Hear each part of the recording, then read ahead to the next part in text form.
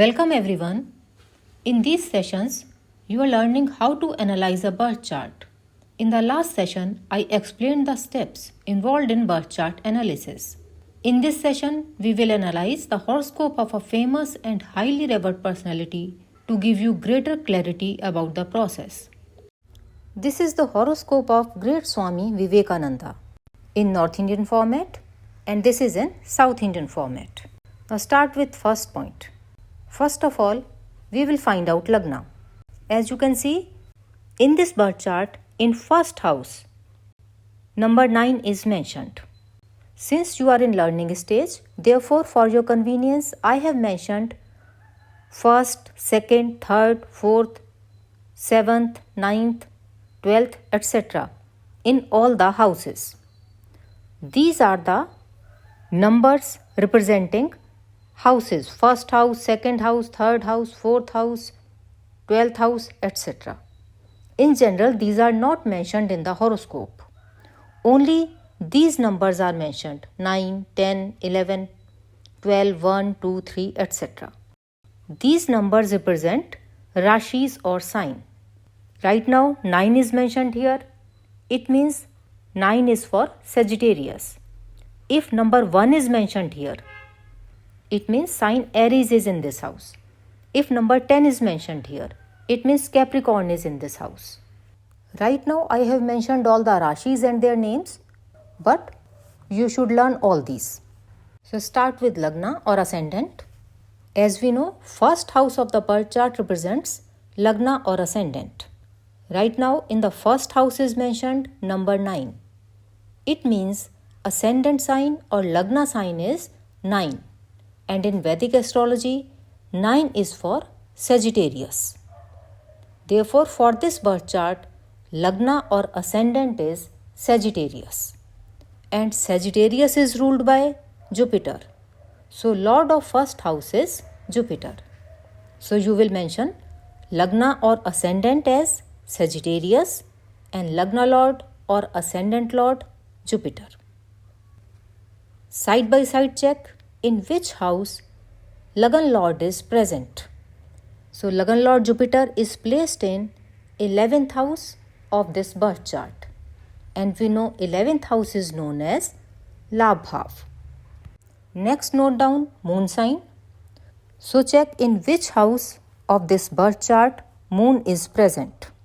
So in this birth chart, moon is placed in 10th house in sign number 6.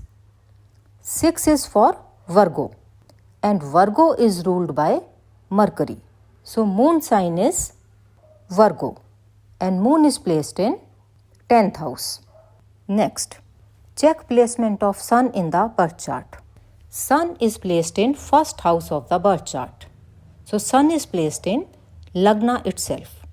So Lagna, moon sign and placement of sun will help us to know a lot about the overall personality of the person.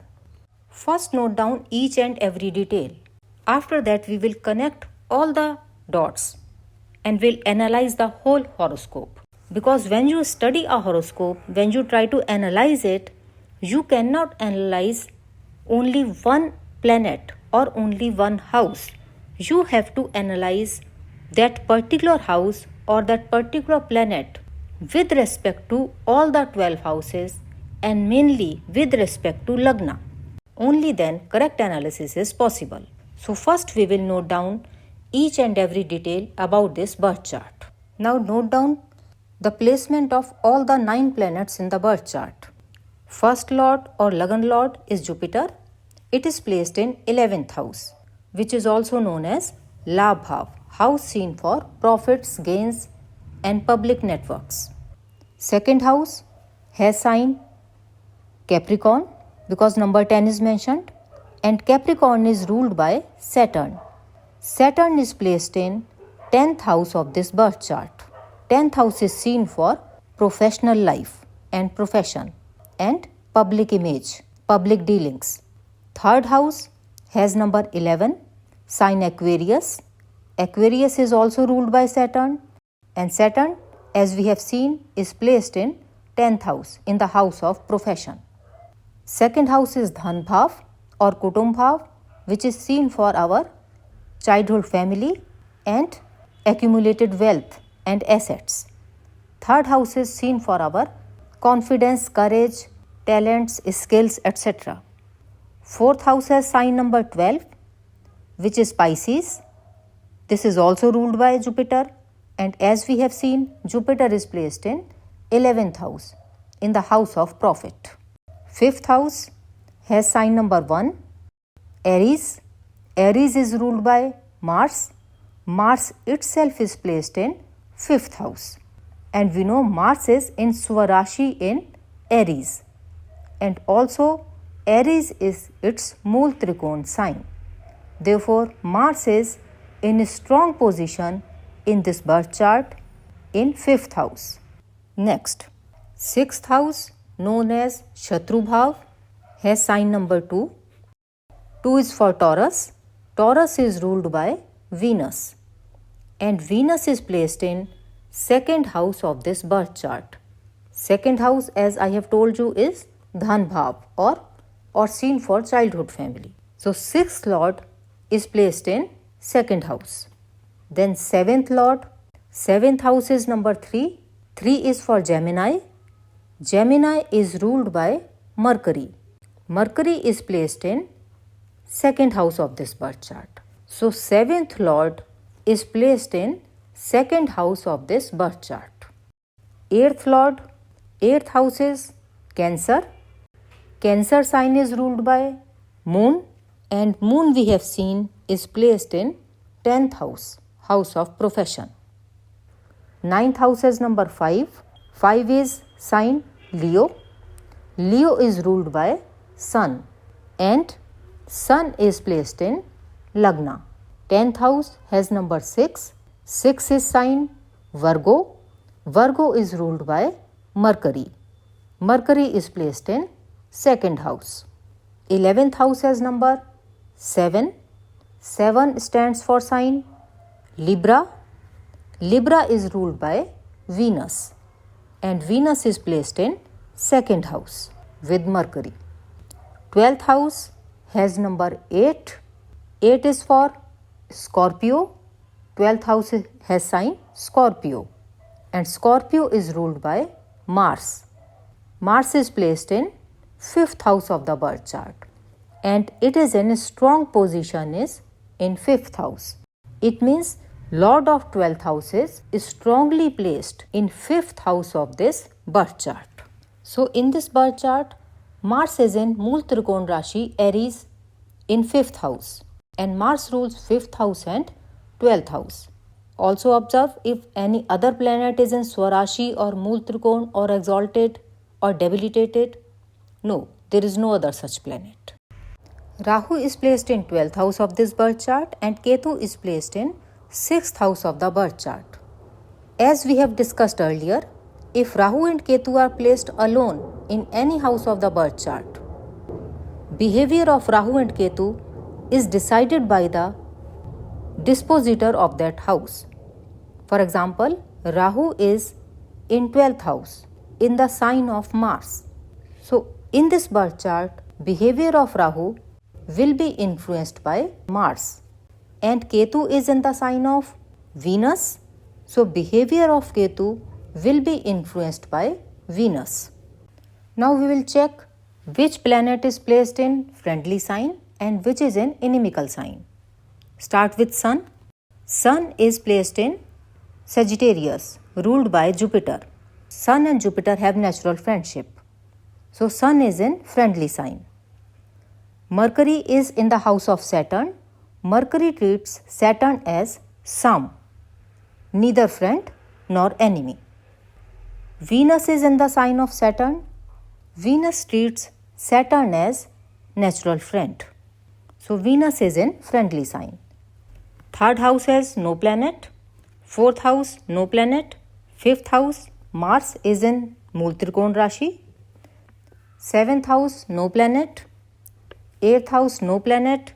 Ninth house, no planet. 10th house, Moon. Moon is in the house of Mercury. Moon treats Mercury as friend. Saturn is in the house of Mercury. Saturn treats Mercury as friend. Jupiter is in the house of Venus. Jupiter treats Venus as enemy. Next, check for aspects of planets in the birth chart. Sun, Moon, Mercury, Venus, each of these have only 7th aspect. Sun aspects 7th house from 1st house, Moon aspects 4th house from 10th house, Mercury aspects 8th house from 2nd house, Venus also aspects 8th house from 2nd house. All these have only 7th aspect. Each of Mars, Jupiter and Saturn have 3 aspects. Mars has 4th aspect, 7th aspect, 8th aspect. So note, start with Mars. Mars is in 5th house. First 4th aspect. Start counting 4 anti-clockwise from 5th house. 1, 2, 3, 4. So Mars is aspecting 8th house from 5th house. Then 7th aspect of Mars. Mars is aspecting 11th house from 5th house. Then 8th aspect of Mars. Mars is aspecting 12th house from 5th house. 12th house is also ruled by Mars. Now 3 aspects of Jupiter. 5th aspect, 7th aspect, 9th aspect. So Jupiter aspects 3rd house with 5th aspect, 5th house with 7th aspect and 7th house with 9th aspect. Then Saturn has 3 aspects. 3rd aspect, 7th aspect, 10th aspect. Saturn aspects 12th house with 3rd aspect, 4th house with 7th aspect and 7th house with 10th aspect. You can see here Mars and Jupiter have mutual aspects. Mars is aspecting Jupiter in 11th house. Jupiter is aspecting Mars in 5th house. So both are influencing each other. Next, functional benefics and functional malefics for a birth chart. Lords of 1st house, 5th house and 9th house are always functional benefics for that birth chart. Lords of 1st house, 5th house and 9th house will always be favorable for that particular birth chart. In this birth chart, 1st Lord Jupiter, 5th Lord Mars, 9th Lord Sun. So these are the 3 functional benefics for this chart. Next, as we know, Lords of Trishdaya houses, 3rd house, 6th house and 11th house are always functional malefics for a birth chart. So Lord of 3rd house, Saturn, 6th house, Venus, 11th house, again Venus. So Saturn and Venus are functional malefics for this birth chart. There is no Yogacarak planet in this birth chart, as no planet is ruling a Kendra house and a Trikona house at the same time. Now come to the interpretation part. Based on the position of planets, note carefully how we can connect the dots and make interpretations for the given birth chart. And following the same process, you can analyze any birth chart. Start with Lagna. In this chart, Lagna is Sagittarius, which is a fire sign and a mutable sign, making the person bold, ambitious, confident, courageous, adaptable to change, ready to face adverse conditions and challenges. Moon sign, as we have discussed, is Virgo, ruled by Mercury. It makes the person logical, emotionally balanced, structured, trustworthy, extremely organized, solution-oriented, following a well-planned approach towards goals. Sun is placed in the 1st house of the birth chart, which is Lagna house. Placement of Sun in the Lagna itself gives the person a magnetic, royal personality. It makes the person confident, fearless, straightforward, having a strong identity. Presence of Sun in the house of Jupiter indicates person will be optimistic, ethical, wise, ambitious, but down to earth. Swami Vivekananda has all these qualities. 10th Lord Mercury is conjunct with natural benefic Venus in second house of speech. This combination gives soft, graceful, decisive and impactful voice to the person. His voice and speech had a magical impact on every heart. In this birth chart, Venus is the lord of 6th house, which is seen for services, and 11th house of public networking. He used his voice as a tool to serve people, uplift society. He had a huge public network which supported his cause and helped him to spread his spiritual movement globally. If you notice carefully, 2nd Lord Saturn and 10th Lord Mercury have exchanged houses. This is Mahaparivartan Yoga. This strengthens both the houses. We have already discussed how powerful speaker Swami Vivekananda was and how his words carried weight. He got success in influencing people from different segments to support his great mission. 5th house of the birth chart is seen for higher education, intelligence, talent, past life merits. 5th house is strong as Mars is in Mool Trikon, and 5th house is being aspected by Jupiter, the lord of wisdom, knowledge and spirituality. This helped him to develop keen interest in the study of scriptures, learning ancient wisdom. Placement of a strong Mars in 5th house blessed him with strong willpower and determination to be a sadhak. He chose the difficult path and got success in fulfilling his great mission. 5th house is also connected to 12th house because Mars from 5th house is also aspecting 12th house, and Mars is also ruling 12th house. So Lord of 12th house is strongly placed in 5th house of higher education and merits of past life, and is also aspecting the 12th house. Rahu, representing foreign element, is also present in 12th house. And as we know, if Rahu is placed alone in any house of the birth chart, its behavior is influenced by the lord of that house. So Rahu is influenced by Mars, again giving strong determination, willpower and courage to follow the path of spiritual awakening and sadhana. 12th house is also seen for foreign travel, and Rahu is also associated to foreign travel. Swamiji travelled a lot in India as well as abroad to fulfill his mission. Ketu is in 6th house of the birth chart. 6th house is for competition, enemies, services, and Ketu is for detachment. Presence of Ketu in 6th house of the birth chart helps the native to detach from worldly conflicts and criticism. People with Ketu in 6th house ignore negative criticism and resistance. They overlook what others say and focus on what they feel right. Ketu makes you immune to criticism or praise. Swami Vivekananda faced constant resistance and criticism in India and also abroad. Orthodox and conventional groups and people did not agree to his approach, but he succeeded in his mission by overcoming all the challenges. In Vedic astrology, 7th house is seen for partnership. Sun, Jupiter and Saturn are aspecting his 7th house. Jupiter is the significator of dharma.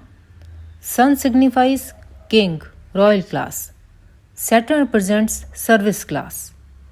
He was successful in mobilizing people from all walks of life, irrespective of their caste or social or financial status.